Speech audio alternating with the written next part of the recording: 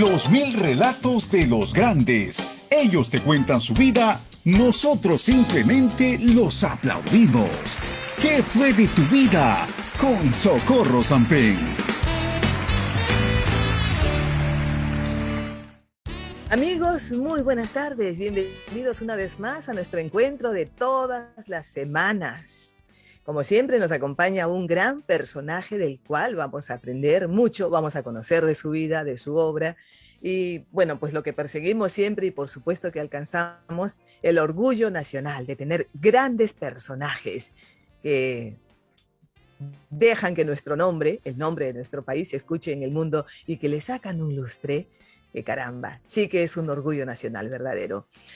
Antes de comenzar, con permiso de ustedes, amigos, y por supuesto de nuestro gran invitado que hoy nos acompaña, quiero dedicar este programa a un gran personaje, parte de nuestra familia, que la semana pasada pues nos dejó físicamente. Él paseó su profesionalismo por los pasillos, por los micrófonos de Radio Nacional del Perú.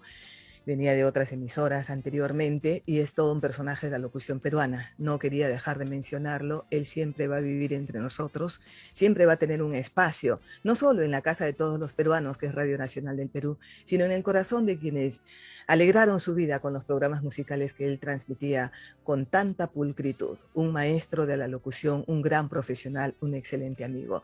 Don César Augusto Serván Mesa, desde donde nos esté escuchando, que la pase bien, que esté bien, que lo escuchen quienes están a su alrededor con esa calidad y esa calidez de su voz.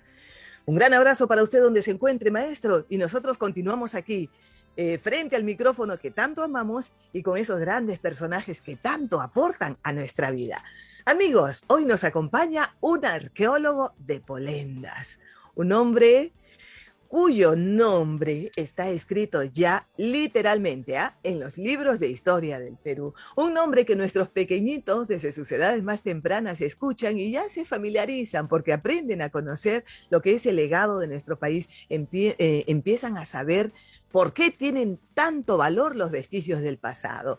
Pues él ha trabajado intensamente para dar una explicación a quienes muchas veces preguntan por qué es tan importante el pasado, cómo lo asociamos con el presente y sobre todo por qué nos proyectamos al futuro con una manifestación del pasado. Bueno, él ha profundizado en el pasado de nuestra historia. Bueno, si es nuestra historia, evidentemente lo es, pero él se ha sumergido en ese pasado de tal manera que lo ha hecho venir hasta nuestros días y sencillamente nos hace sentir lo que siempre decimos, una gran satisfacción de ser parte de esta tierra bendita. Bueno, ¿qué les podemos decir? Su conversación, su charla, su sencillez, su facilidad para dar a conocer lo que tiene tanto valor, que es lo que él ha descubierto, es lo que son su característica. Pongámonos cómodos, amigos, nos espera una gratísima conversación con un gran peruano del siglo XX. Aquí se inicia ¿Qué fue de tu vida? Por Nacional y Filarmonía.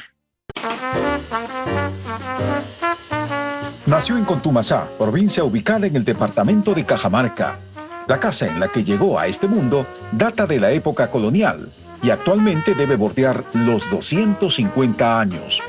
Aunque inicialmente su padre se opuso a que siguiera su vocación, él apostó por aquello que hasta el día de hoy lo moviliza y que es la ciencia que estudia las artes, los monumentos y los objetos de la antigüedad.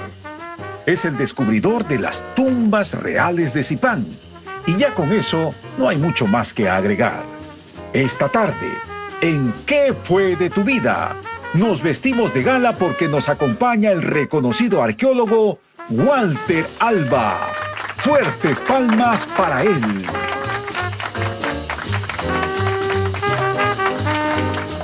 Aplausos para él, amigos. Walter Leonel Alba. El maestro arqueólogo peruano Walter Alba nos acompaña hoy. Gracias, maestro, bienvenido. Es un gusto estar con ustedes y tener el honor de poder llegar a todos los que siempre escuchan y se educan con Radio Nacional. Yo recuerdo desde niño que Radio Nacional pues, era una institución, ¿no? Escuchar Radio Nacional desde mi padre era siempre toda una satisfacción porque había noticias, comentarios y sobre todo mucha veracidad, mucha ponderación en el trato de lo que es el periodismo. Es nuestra casa, maestro, es la casa de todos los peruanos. Y cuántos grandes han desfilado por aquí y de ellos pues hemos aprendido. Pero bueno, vamos a usted, maestro. ¿Quién no escucha su nombre y siente palpitar el corazón? No sé. Yo digo, esto surge desde siempre. He leído un poco de la historia de usted, de su biografía. Y bueno, como los grandes, o la mayoría de los grandes, empiezan pues desde chiquititos, ¿no? Con la curiosidad, con esas cosas. Eh, Su padre era un ingeniero químico que no necesariamente uno puede asociar a la arqueología, a la antropología, en fin. Pero vamos, en casa usted estaba rodeado de personas muy estudiosas. En casa todos eran profesionales. ¿Es así? Allá en su natal Contumasá, en Cajamarca. Sí, bueno, los Alba tenemos una larga tradición de educadores, Ajá. esencialmente Tu mamá era políticos, docente. ¿sí? Políticos y abogados. Bueno, desde mi bisabuelo siempre ha habido mucho interés de aprender y mucha inquietud también en la vida política y en la creatividad, ¿no? Ujú. O sea, alrededor de usted había eso, esa hambre de conocimiento, de inmiscuirse en las cosas que sucedían alrededor, el acontecer en general del país, del extranjero, esa avidez de conocimiento. Sí, definitivamente había mucha inquietud en ese tiempo en que me tocó vivir en una comunicación muy fluida y lo que se estilaba antes, ¿no? Como no teníamos ni televisión, lo único que se podía escuchar era la radio Ujú. y eso era para las noches, pero las sobremesas, los cuentos, las historias que se relataban eran realmente lo que nutre la infancia, la época en que uno eh, asimila como una esponja lo que va a ser el futuro de nuestra personalidad. Contumaxa es un pueblo Exactamente. apacible, tranquilo, con mucha actividad política desde que comenzó la República. Entonces, pues una de las preocupaciones siempre ha sido de los políticos de entonces educar. Y la educación es lo que hoy la gente cosecha. Cuéntenos de su casa en Contumasá, una casa que tiene 250 años, tengo entendido, todavía existe. Ah, mira, acá estamos viendo en la foto, los amigos de radio no la pueden ver, acá está, la describimos, es la plaza de Contumasá, la ciudad apacible, donde vivió sus primeros años nuestro invitado, y esta es la Plaza de Armas. Pero específicamente su casa, una casa de 250 años, ¿todavía está en pie, doctor? Sí, bueno, existe la casa, lamentablemente la familia ya no la tiene porque como todos emigramos a Trujillo, la Ujú. casa fue vendida por esas cosas que ocurren en la familia, ¿no? Varios hermanos, ¿para qué vamos a tener la casa? Ya nadie vive ahí, hay que venderla. Pero Oh, existe la casa y cada vez que puedo yo voy para añorar a esa casa, oh. que es la típica casa con su patio con un patio muy grande, su jardín, su corredor con columnas y la caballeriza, el corral, en fin, Caramba, era una bastante casa amplia. grande, sí, era, bueno, se entraba por una calle y se puede salir por la otra. Wow, qué cosa eres una mansión. Entonces, se Pero, imagina lo que sea pero un niño de ¿se mi mantiene edad. tal? ¿Se mantiene tal cual, así como era antes? Sí, ya, ¿O ha bueno, sufrido ya modificaciones? está un poquito dividida, pues la gente que la ha comprado ya la han modificado, pero Ya. todavía están las puertas y por el estilo de las puertas son el trabajo típico de la carpintería Ujú. del siglo XVII o XVIII, ¿no? Entonces, Colonial, colonial. sí, exacto, sí, muy, Ya, Y era una casa donde yo pasaba, pues, como era el hijo, el primer hijo, para ya. mí descubrir era cada rincón, uno de los espacios más maravillosos era cuando yo subía al altillo. El Ujú. altillo era el espacio justamente donde se guardaban los granos, pero también se guardaban cosas que las familias tenían ahí almacenadas y podía encontrar las cosas más disímiles, de muebles antiguos que Se estaban olvidaban. ya manoseados, hasta armas antiguas que me Ya. encantaban ver, porque en ese tiempo los políticos pues tenían sus armas ahí para cada sublevación, cada revolución, lo que Guau, ocurriera. guau, por si Entonces, acaso, como quien dice. Mire qué toda maravilla. parte de la historia, ¿no? Y Y me me, imagino, me imagino, doctor, que también se olvidaban de algunos objetos que habían guardado. De pronto dejaban ahí, claro, sí, no porque sé, un me objeto encontraba de cualquiera. repente con un adorno de pieles de las abuelas o con un reclinatorio tallado, en fin. Ajá. Y Qué también fascinante. algunos libros y cuadernos antiguos, ¿no? Eso Cuánta ya es, historia, cuánta información ahí encontraría. Mire, maestro, mire, doctor, esta fotografía con sus compañeros en el Colegio San Juan. Ah, sí, esta es una foto de recuerdo porque este es un periódico mundial que yo con dos alumnos fundamos, ¿no? ujú, Tenía mucha inquietud literaria en ese tiempo y bueno, ya. la mitad estaba destinada a creaciones literarias de los estudiantes y la Ujú. otra mitad noticias y también un poco de críticas y de inquietudes políticas, porque bueno, en la época que me tocó vivir en el colegio, pues había mucha efervescencia política, mucho romanticismo, ¿no? Por cambiar el país, en Bueno, propio de fin, los adolescentes. Propio de los claro, adolescentes. ¿Qué adolescente no quiere cambiar el mundo? Doctor, esto es en el Colegio San Juan de Trujillo. En el el fondo colegio vemos San Juan, justamente ese periódico mural del que usted nos está hablando. Usted es el del centro de la foto, ¿verdad? El tercero empezando por la derecha. exacto, sí, Ahí está. exacto. Ya, y dice que ahí en ese periódico plasmaban el pensamiento de los muchachitos en ese momento. Ahí tendrían 14, 15 años, tal vez. Bueno, 15 a 16 ya estábamos entre el cuarto y quinto año de secundaria, ¿no? Ya para terminar la secundaria.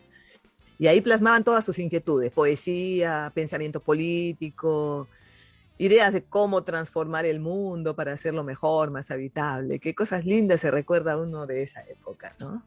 Bien, entonces, la secundaria en Trujillo. ¿Qué vino En después? Trujillo. ¿Qué Pero vino yo después? tengo que un poquito hablar algo del tema de mi pueblo, porque eso es interesante, ¿no? Contumace tiene la particularidad de ser un pueblo con mucha capacidad creativa, no olvidemos que de ahí han salido pues, poetas como Mario Florián, como los hermanos Corcuera, y hay las famosas historias del tío Lino, que es un cuentista fabuloso, ¿no? Hay una serie de cuentos de ese personaje que ha nutrido nuestra infancia, ¿no? Ujú. Las historias de los aparecidos, de las cuevas, de los duendes, de los gentiles, de las leyendas nativas que quedaron todavía ahí, que se mezclaron con los mitos griegos, con los cuentos de las mil y una noches. Era interminable las posibilidades de combinar, recrear, ¿no? Y me ahora se encargo de eso, de contarme esas historias. Cada noche era una historia diferente, ¿no? Entonces Wow. yo tenía que soportar primero rezar el rosario y después de rezar el rosario ya Película. como premio tenía un cuento, ¿no? Entonces, Bueno, bueno, pero eso alimentaba la bueno, después ya imaginación, eso alimentaba la imaginación de usted y de sus hermanos también. ¿Cuántos hermanos eran, doctor? nosotros somos cuatro hermanos, yo Ya. soy el mayor, Ujú. después una mujer y dos hombres al final, pero ellos ya eran menores que yo, entonces ya, ellos recuerdan menos que yo de la historia de este pueblo. Pero este pueblo también tiene la particularidad de que le asigna a cada rincón del pueblo unos nombres muy poéticos y muy mágicos, ¿no? Por ejemplo, ¿cuál? Entonces por ejemplo, está el Bosque del Amor, donde ven que dos jóvenes se dirigen a ese bosque, ya está claro que son enamorados. Ay, O el peñón de los esperados, que está muy cerca ahí para lo que han sido, pues, que no les ha ido bien en las declaraciones amorosas, la Semana Santa, que es una Semana Santa típica del siglo XIII de España, que la aún gran... persiste, con los Ya. penitentes que salen con capuchas. Mantienen la eh, tradición. sí, eso es maravilloso. Yo creo Por que es retroceder un poquito una... en el tiempo, ¿no? Ah, qué eh, lindo. Me está dando ganas de ir a visitar el pueblo, ¿ah? Creo que por ahí no he ido y todavía. para la Semana Santa, eso es lo más Será motivo, será maravilloso. motivo. Para el próximo año ya debemos haber superado la situación de emergencia, así que podremos ver posiblemente esa tradición. ¿A cuánto tiempo de Cajamarca está con Tumasá? No, como estás, tiene dos vías de acceso, una por Chilete, que es por la vía Cajamarca, y la otra por Trujillo, ¿no? Entonces Ya. está en la parte alta entre los valles de Chicama y el valle de Jequetepec. Fácil de llegar. Sí, sí, es fácil de llegar. Ya, si llegamos de Lima a Trujillo, ¿cuánto tiempo hacemos luego hacia Contumazá, desde Trujillo?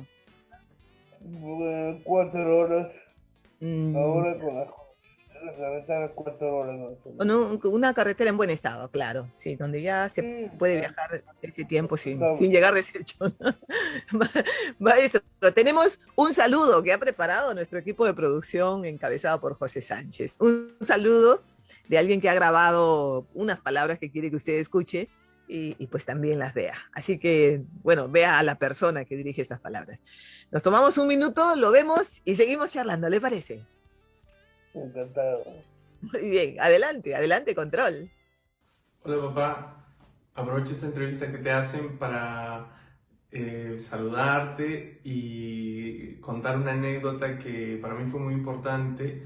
Recuerdo que yo estaba en el último año de la universidad, estábamos haciendo las prácticas de excavación y tú te acercaste un día que te tocó ir por allá a Trujillo y justo yo estaba teniendo problemas para entender cómo era todo el proceso, cuál era la necesidad de todo eso y que se me hacía un poco complicado y tú lo simplificaste bastante explicándome que estábamos tratando de reconstruir la historia de un espacio, de un lugar y recuperar información, como recuperar una página de la historia.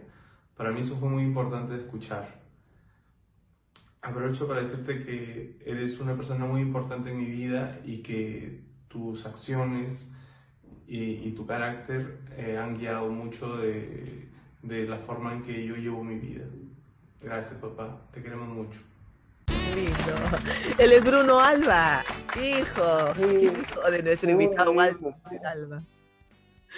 Un joven además colega suyo. Cuéntenos de Bruno, maestro. Bueno, Bruno es el segundo de mis hijos, es arqueólogo de profesión. Y bueno, nunca yo lo incentivé para que fuera arqueólogo, él solo creo que el ejemplo, o de repente pues, la arqueología es un virus que se transmite por herencia, ¿no? Así que Un hay virus que, bueno. y mi hijo mayor, Ignacio, también es arqueólogo, Ay, ay, ¿no? ay. Exacto. Espero que el tercero, que es Walter Jr., Ajá. no sea arqueólogo. Tenemos ya demasiados Ya en la mucho, casa. como quien dice, ya mucho vicio. Bueno, pero si se encamina por ahí, no, es que no hay forma, ¿verdad? Cuando uno le pique el bichito, imposible. Pero cuéntenos, su padre, doctor, no quería que usted estudiara arqueología. ¿Eso es así? Me parece que algo he escuchado de eso. Sí. ¿Y por Bueno, qué? mi padre siempre era, bueno, ingeniero químico y matemático. Ya. Bueno, se dedicó siempre a la ciencia. Era un hombre muy callado, muy serio, muy correcto. Hasta que él falleció jamás podía fumar ni hablar fuerte, porque era una autoridad que se imponía sola. Se imponía por una sola razón, por el ejemplo. Ajá. Eso es lo más fuerte que hay. El castigo, eso no surte efecto. Vuelve a rebelde, eso no. Pero a mí no solamente el ejemplo, yo lo veía como era y tenía que tener un comportamiento como el de él. Bueno, él no quería que estudiara arqueología porque decía de qué vas a vivir, eso es un poco más como ser un poeta, no tiene futuro, a pesar que él era amigo de Max Díaz, que fue realmente mi mentor. Ajá. Entonces, pero mi padre no que él siempre, aún cuando ya terminé, se descubrió sin pan. Bueno, ahí en esta foto ven ustedes, estoy con quien considero mi mentor, don Max Díaz.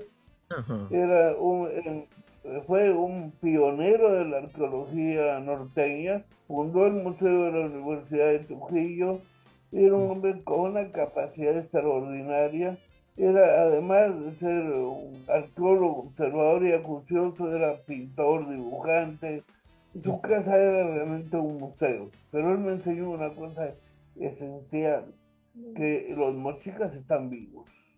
Los mochicas no son vasijas, no son restos de pirámides o huacas, que los mochicas fueron gente y que nosotros somos herederos de ellos, a través de sus dibujos, de sus recreaciones, ¿no? Pero él falleció, nunca logró, cuando falleció, no alcanzó a verme ya un profesional, pero yo creo que él estará siempre contento donde esté. Bueno, Orgulloso. volvemos a mi padre, ¿no? Mi padre, como tú como mencionaste, no quería que yo sea arqueólogo, Ujú. y aún después ya de descubrir Chipán y que ya comencé a tener algunos reconocimientos, y comencé a trabajar en el campo, apenas llegué a Lambayeque. En Lambayeque la gente del campo no identificaba qué cosa era un arqueólogo, ¿no? Era una palabra un poco rara.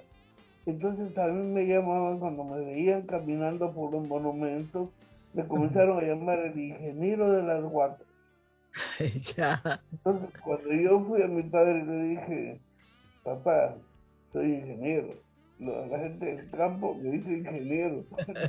Bueno, no le hizo mucha gracia, ¿no? Pero era una manera casi Para él de era una tomadura de provocar. pelo. Ya.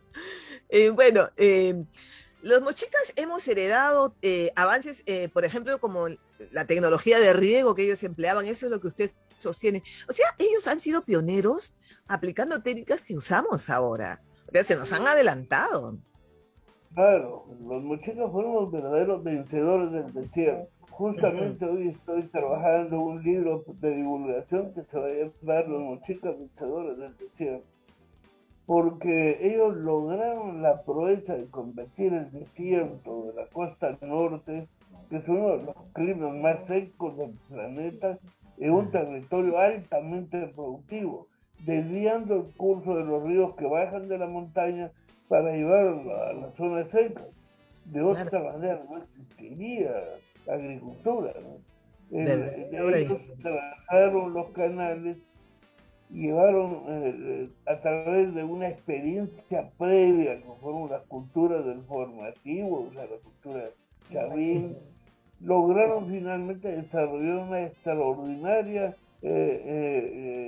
tecnología de riego que les permitió pues, incorporar tierras de cultivo y tener Ujú. un excedente productivo que es la base de su desarrollo, ¿no?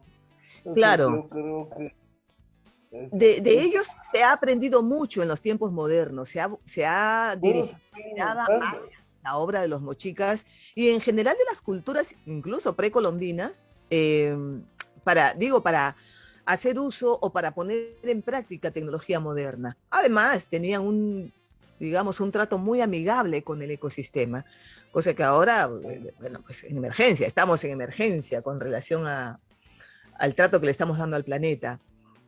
Pero bueno, esa era, digamos, el ir conociendo los vestigios mochicas a través de los libros, de toda la información que recogía. Me imagino, lo hizo a usted sentir más entusiasmado por esa maravillosa cultura y fue adentrándose más y más, porque su mundo, tengo entendido, su mundo como arqueólogo se sumergió cada vez más y más, sobre todo en la cultura moche.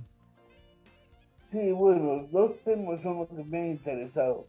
el surgimiento de la civilización, cómo surge la civilización, especialmente, bueno, en la costa norte, y los mochicas, obviamente, que es una de las culturas clásicas, ¿no? Ese arte tan extraordinario, exquisito, la cerámica con un canon artístico clásico, ¿no? Como los griegos clásicos, ¿no? Esos vasos retratos, la pintura llena de vida, ¿no? Donde hay todo un movimiento en las imágenes que nos relatan mitos, que nos relatan ceremonias. Entonces, es un pueblo que tuvo mucha vitalidad, mucha capacidad creativa y un desarrollo tecnológico extraordinario, Sí, la sí, joya, la definitivamente. metalurgia. Y Es, entonces hay le mucho que... cuento. Le cuento, mire, para algunos estudiantes, digamos de secundaria o incluso de primaria, cuando se les empieza a dar en los cursos información de nuestras culturas preincas, se hace de tal manera, digo, se da la información de tal manera que parece un curso, digamos, de arte porque muestran pues los vestigios, ¿no? Los jarrones, la cerámica, todo lo que tiene que ver con la cultura chimú, por ejemplo, el tumi.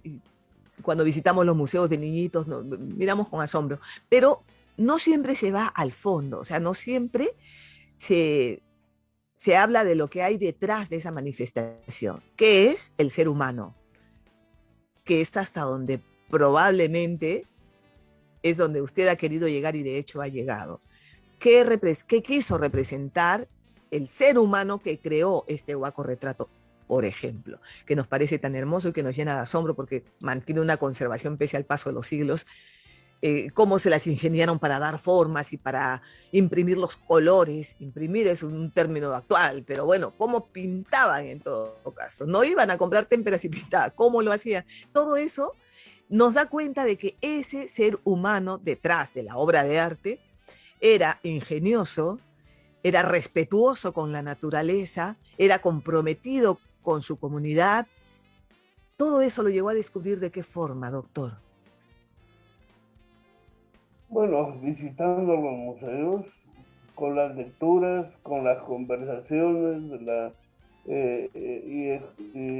bueno, pues participando en todos los eventos académicos que se podía, pero también esencialmente recorriendo los lugares donde se han desarrollado estos pueblos, estas culturas, ¿no? Ujú. Yo creo que los mochicas alcanzaron una perfección en todo, ¿no? En el sistema de río y en el arte. Entonces, en todo nos han dejado, fue ampliado, pero no creo que en el caso de arte haya podido ser otros pueblos, ¿no?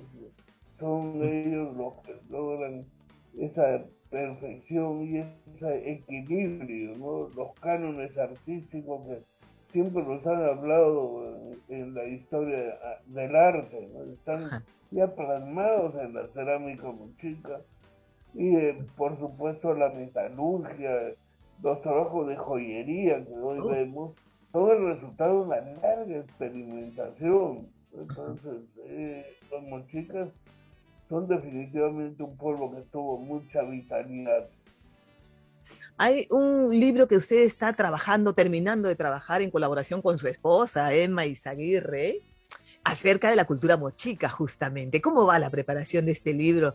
¿Ya está listo? ¿Ya está para ser presentado? Entonces, esta propuesta la hicimos y estamos trabajando ya, esperamos terminarlo, pero estamos tratando de reunir los mejores exponentes del arte Ajá. y además va a ser un libro no para académicos, no es un libro para el gran público que Es, quiere ver en las páginas imágenes recreadas de las actividades de la agricultura, de la pesca, de la caza, y y tener con un lenguaje muy sencillo un conocimiento básico de lo que fue la cultura mochica en todos sus aspectos, ¿no? bueno, La esperamos. ecología, todos sus aspectos.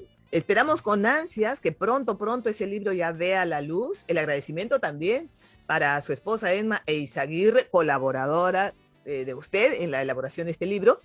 Y me interesa mucho y seguramente a un buen grupo de personas que quieran encontrar información para público en general.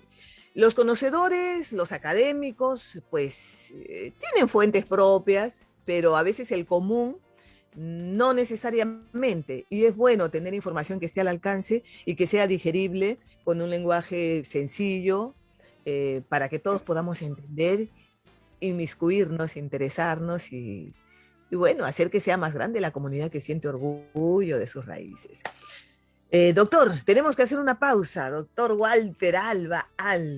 Una pausa de rigor, pero retornamos para seguir conversando y por supuesto que tenemos que llegar al tema del gran señor de Zipán. Uy, esto es, bueno, pues hablar de eso nos dejaría sin tiempo, pero vamos a hacer un esfuerzo para que en los próximos minutos quepa toda la información que nos pueda brindar acerca de ese gran hallazgo, el Tutankamón del siglo XX, decían algunos. Pero en fin, nos vamos a la pausa y regresamos. Amigos, estamos con nada menos que el arqueólogo Walter Alba, peruano por si acaso, producto peruano. Aquí en ¿Qué fue de tu vida? Por Nacional y Filarmonía. Volvemos en minutos.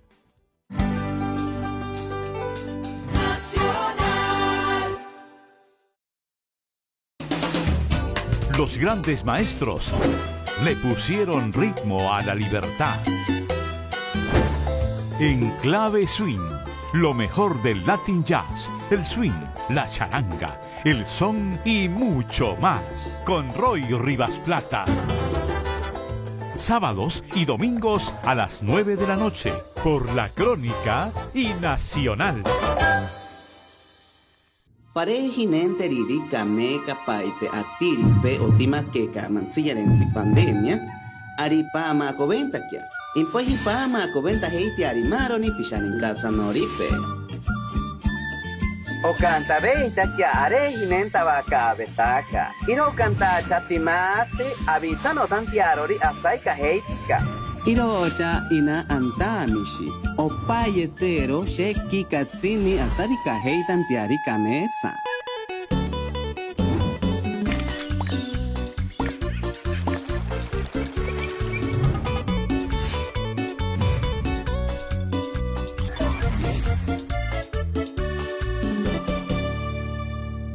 Piura suena así.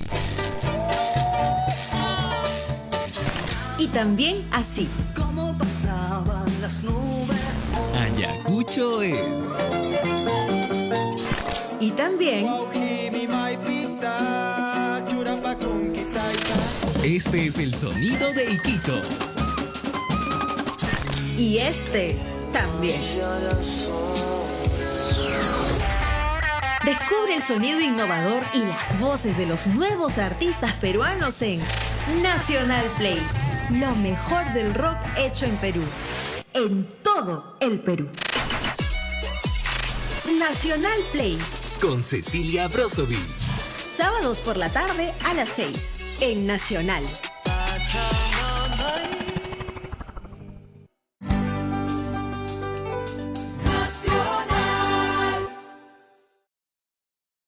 Estamos de regreso ya, amigos, aquí en ¿Qué fue de tu vida? Por Nacional y Filarmonía. Si recién están sintonizándonos, pues pónganse cómodos que todavía tenemos media hora para buena charla, deliciosa, entretenida, enriquecedora. Nos acompaña el arqueólogo peruano Walter Alba. Y bueno, contándonos algunas de sus historias, de sus anécdotas y también de sus proyecciones. Un libro a puertas de salir a la luz, pero bueno, con mucho bagaje cultural y con mucho bagaje vivencial. Bueno, nos habíamos quedado un poquito en el aire. Su padre no quería que estudiara usted arqueología porque pensaba que pues no iba a tener mucho recurso como para solventar sus gastos, porque todo el mundo tiene gastos, ¿no? Hijo, no vas a poder vivir de eso, me imagino que decía. Como los poetas, como muchos artistas, ¿no? Que estudian eso, se dedican a eso por el gusto de trabajar en lo que es su vocación, pero no necesariamente pueden sobrevivir con ello. ¿Qué pasó finalmente? Bueno, al final se convenció que esa era mi vocación y por supuesto me ayudó, ¿no? Pero como te mencioné siempre, a veces le preguntaba, decía que hubiera preferido que sea ingeniero, ¿no? Pero Al final, ya al final aceptó y estuvo feliz de que haya logrado la profesión que a mí me apasionaba. qué apasionaba. bien. Mire esta foto en Sechín. Este es el yacimiento arqueológico ubicado en Casma, en la provincia de Casma. Mire, ¿qué Sí, específicamente, qué es lo que hace ahí y qué es bueno, ese lugar? ¿Qué representa? estoy ahí más o menos de 15 años y fue una visita que hice con algunos amigos al lugar cuando todavía no se hacían trabajos de investigación y de conservación, ¿no? Ajá. Ya. Pero específicamente este es el campamento Sechín. Ese es lo que hoy es el complejo arqueológico de Sechín. Ahí están las piedras todavía en Claro, su gigantes. lugar, no se ha restaurado nada, no se había excavado, no Tal había cual. ningún trabajo desde que, tal como lo dejó Tello, ¿no? Ujú, ya, uff. Pero bueno, desde ahí ya tenía la curiosidad, ya me imagino que percibía no sé, el aroma del tiempo. Eso ocurre cuando uno llega, no sé, me imagino que a usted le ha sucedido, llega a cierto lugar que encierra en su espacio la historia misma. Llega ahí y es como si se hubiera detenido el tiempo o que usted hubiera retrocedido varios siglos y se hubiese ubicado en el lugar donde se desarrolló esa maravillosa cultura. ¿Le ha sucedido, maestro? Sí, yo, bueno, ese Chile, o sea, cuando uno ve esas piedras talladas con imágenes, con personajes, y puede uno pasar la mano y decir, ¿quiénes tocaron estas piedras? ¿Qué ideas las elaboraron? ¿Qué quisieron transmitir a la Ujú. posteridad? Entonces uno se fascina, ¿no? Como querer descubrir un relato. Y creo que este es uno de los grandes problemas que tenemos en el Perú. Nos faltan novelas históricas. Ujú. Y se podría recrear. En Europa se puso de moda las novelas históricas sobre Egipto, en fin. Aquí Ujú. en algún momento, pues nuestros escritores también creo que deben recrear esas historias para que los jóvenes aprendan a valorar su pasado, su historia, ¿no? ¿Verdad que sí? Sería interesantísimo. Nos hemos inmiscuido, como bien dice usted, en las historias de otras latitudes, porque han llegado a nuestras manos novelas históricas, y de aquí de Latinoamérica mismo, ¿no?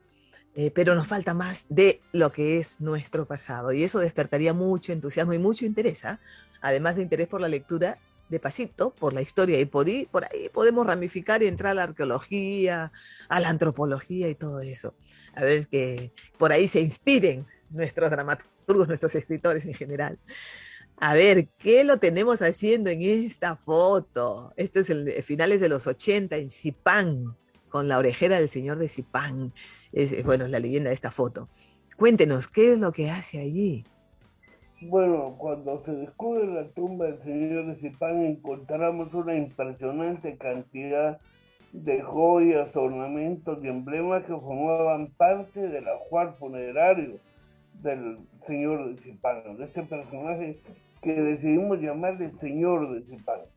Muchas de estas joyas estaban hechas en madera y algunas estaban en proceso de desintegración.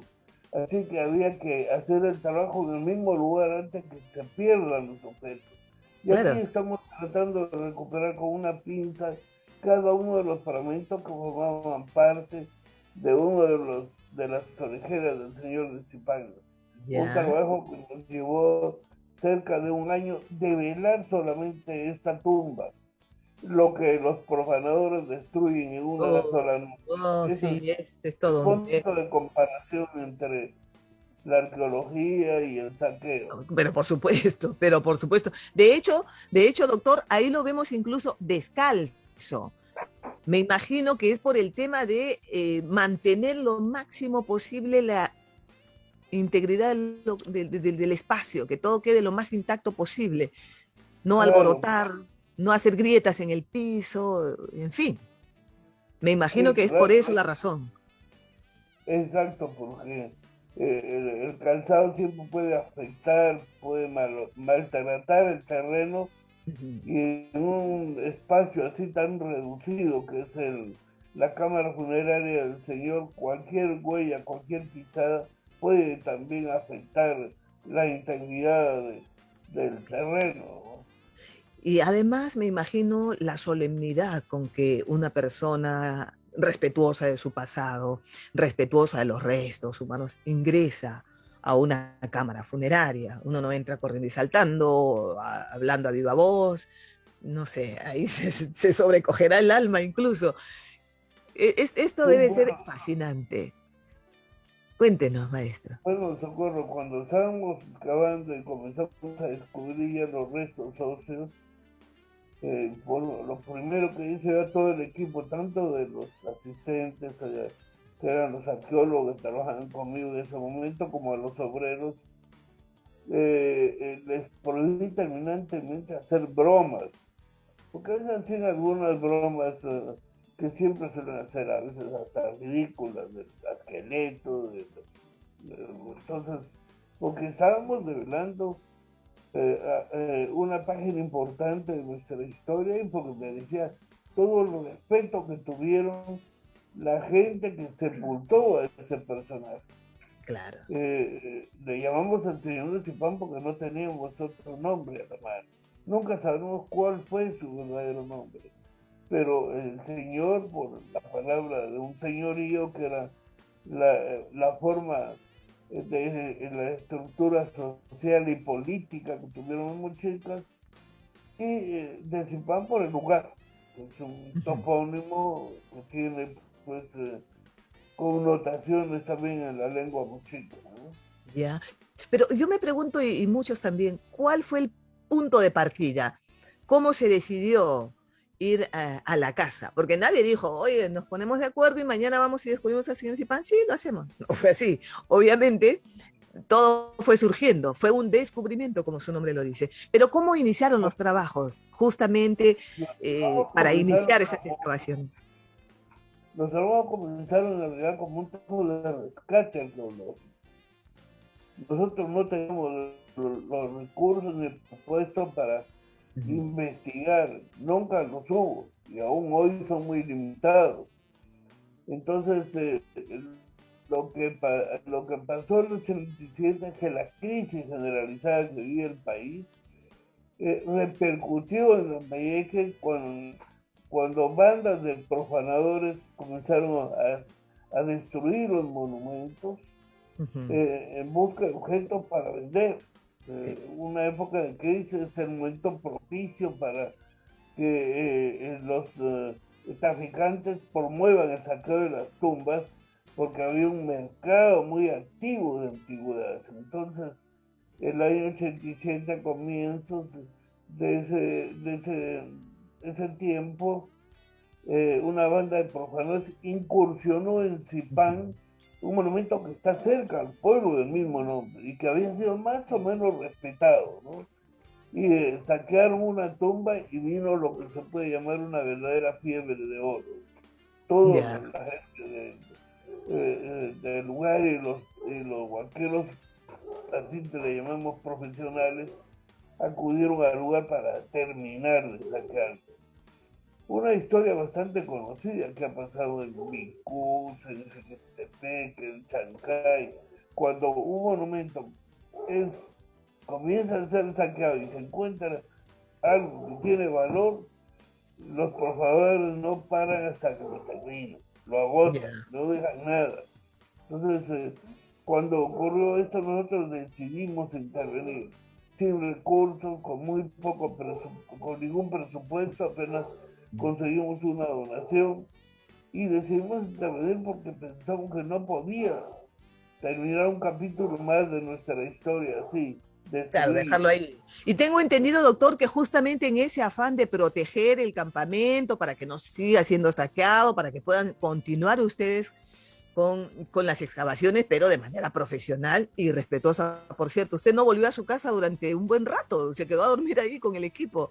Claro, hicimos un pequeño campamento muy precario, el ejército nos prestó una carpa, no teníamos ningún tipo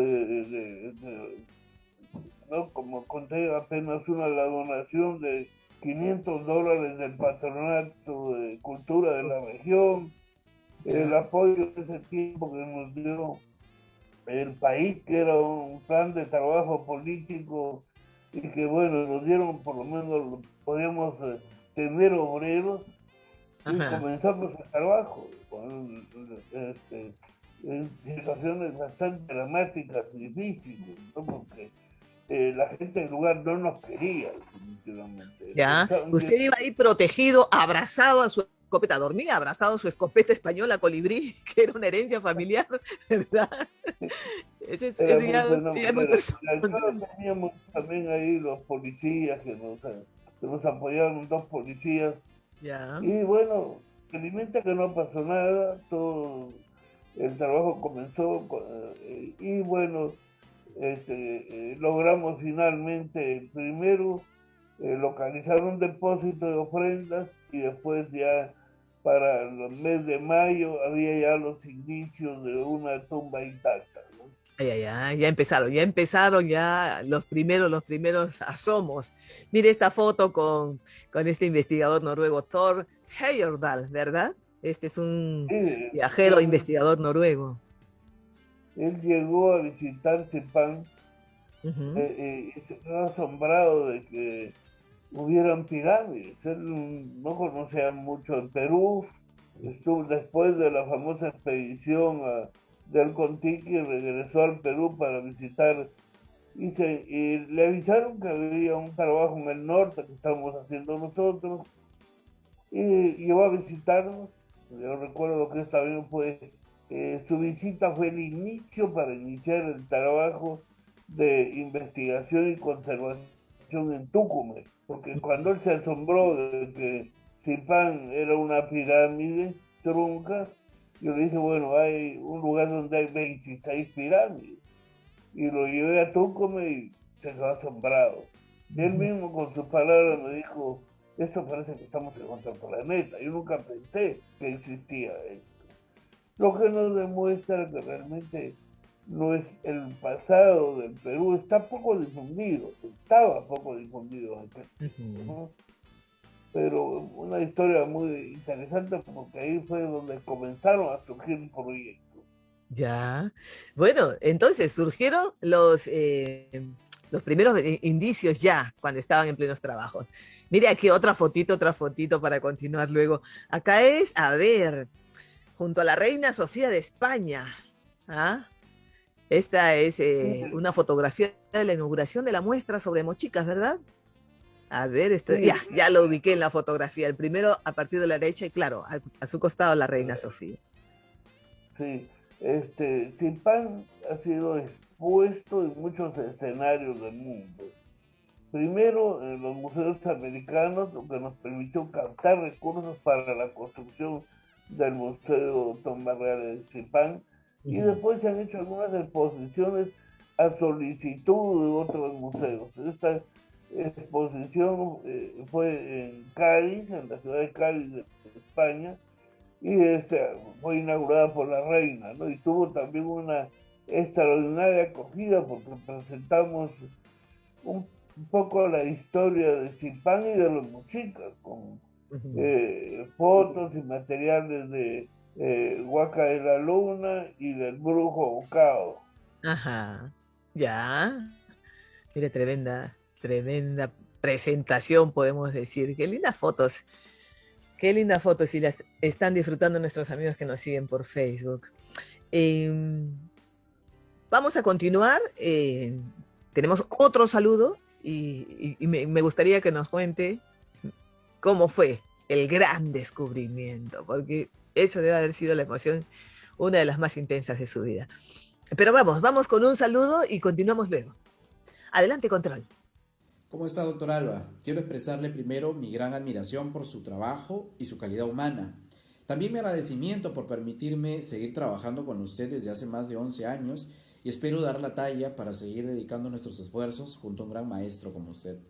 En estos 11 años hemos compartido muchas alegrías, descubrimientos arqueológicos, proyectos y obviamente muchas dificultades que solo enriquecieron e hicieron divertido el trabajo.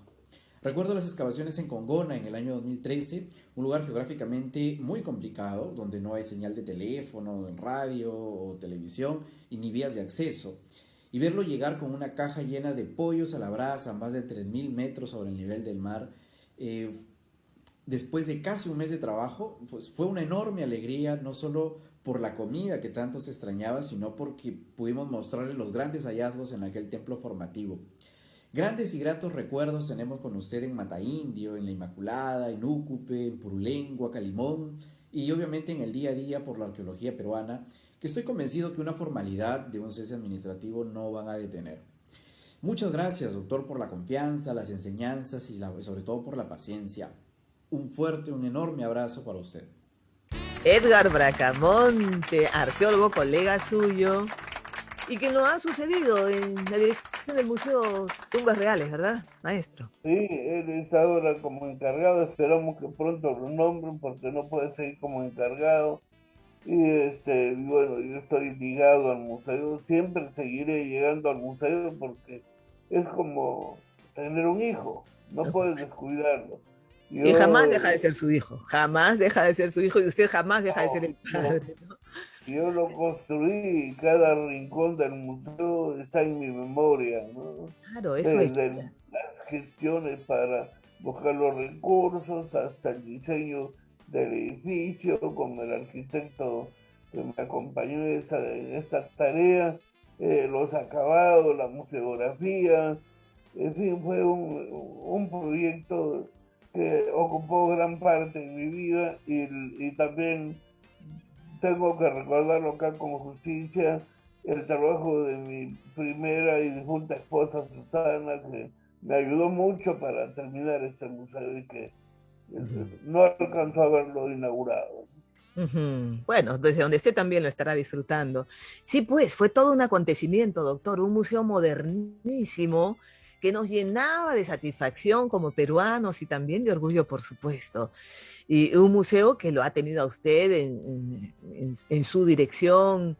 Y bueno, ahora pues hay cosas que no entendemos de los temas administrativos, burocráticos, etcétera, ¿no? Uno llega a determinada edad y ya no puede seguir brindando un servicio que siempre había brindado por cuestiones administrativas, meramente formalismos, que se pueden dar en unos casos y en otros no tendrían que darse, como es el suyo. Pero bueno, sucedió y se ha conversado de eso mucho, se ha hablado demasiado, digamos, ¿no? Bueno, bastante, digamos, del cese de Walter Alba del Museo de Tumbas Reales porque llegó a la edad tope, que fue este año justamente, doctor, ¿verdad? Sí, verdad. Bueno, yo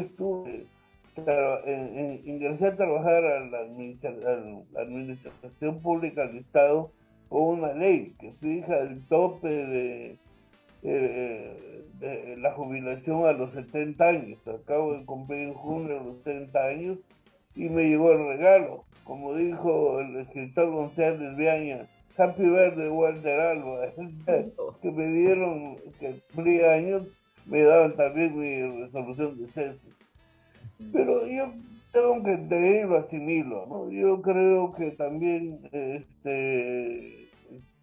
habrá alguna oportunidad habrá siempre la actividad permanente alrededor del museo. Tengo que seguir colaborando, contribuyendo y vigilando ese barco del cual fui capitán. Entonces, hoy me toca seguir investigando. Tengo muchas tareas por delante, publicar lo que se ha hecho con anterioridad y estamos también preparando un programa de investigaciones arqueológicas, porque ya dije una vez, los arqueólogos nunca se jubilan. Se jubila uno cuando se muere.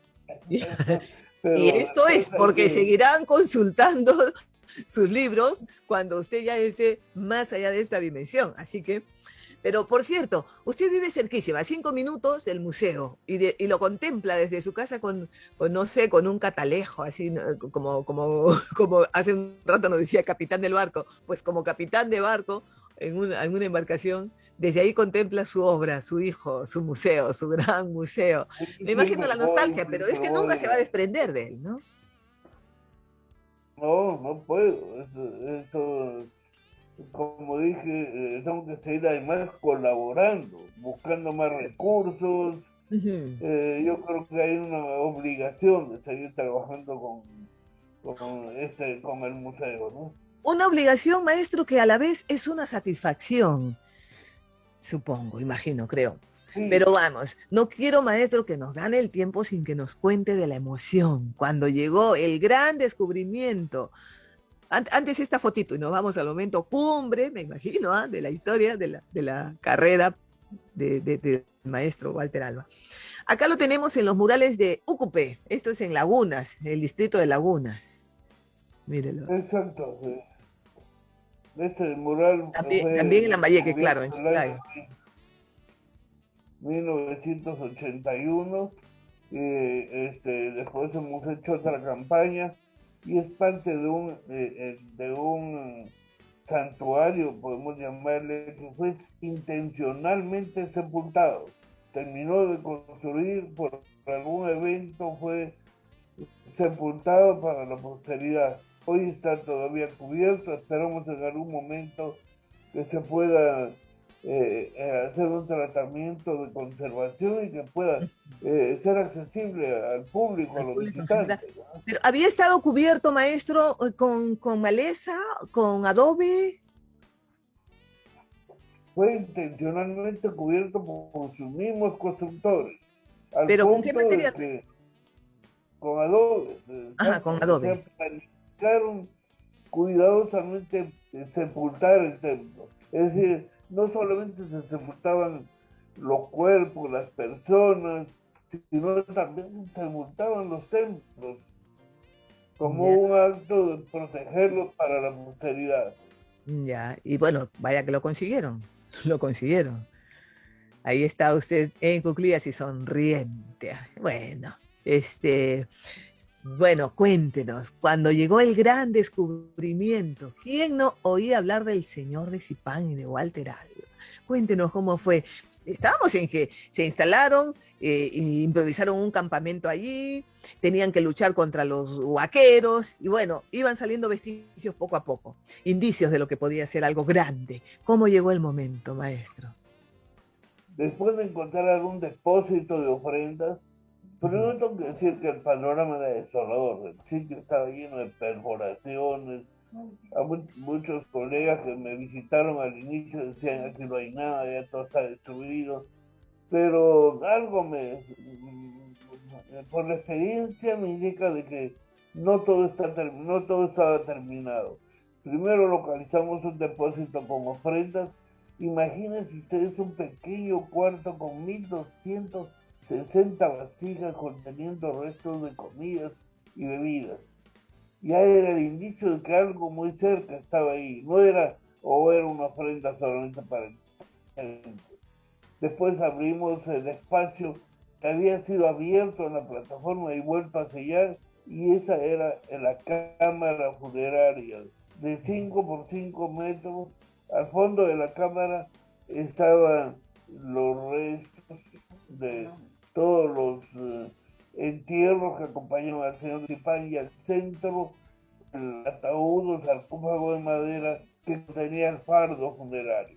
Nosotros ingresamos primero al fardo funerario porque por la tierra, por la compactación que había, y lo primero que apareció frente a nuestros ojos fue la imagen en miniatura de un personaje que representa el mismo señor de Zipán, que era la orejera.